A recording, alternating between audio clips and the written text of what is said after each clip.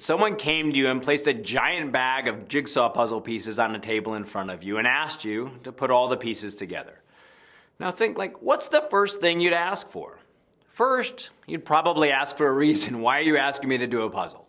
But if for the moment you accept that you're going to do the puzzle, what would you ask for?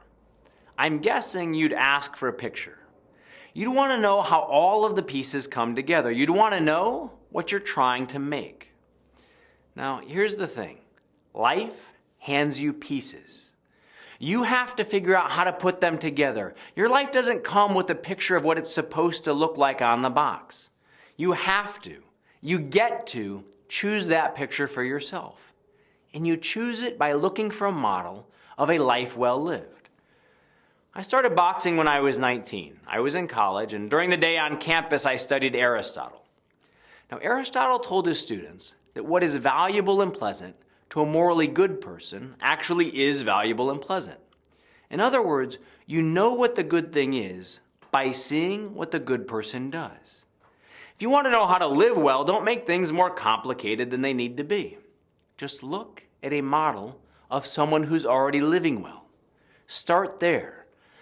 After reading Aristotle in class, I'd drive into Durham and make my way to a small boxing gym that was tucked in a corner of a rough neighborhood.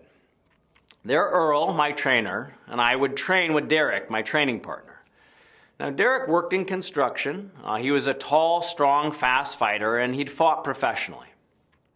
When I asked Earl, how do I throw a jab, he said, watch Derek. Do as he does. When Earl let me start training on the heavy bag, he'd have me watch Derek. He'd say, there's your picture, Eric. Watch how Derek works the bag. Derek was my model. And I learned faster by watching and imitating him than I ever could have done by reading a book or listening to a coach alone. Earl and Aristotle, they both said the same thing. Find a model and do as they do.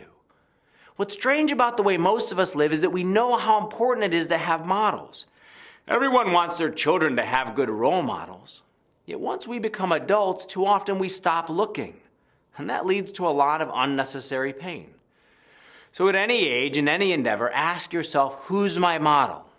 Having a model is just one of the things that can make you more resilient.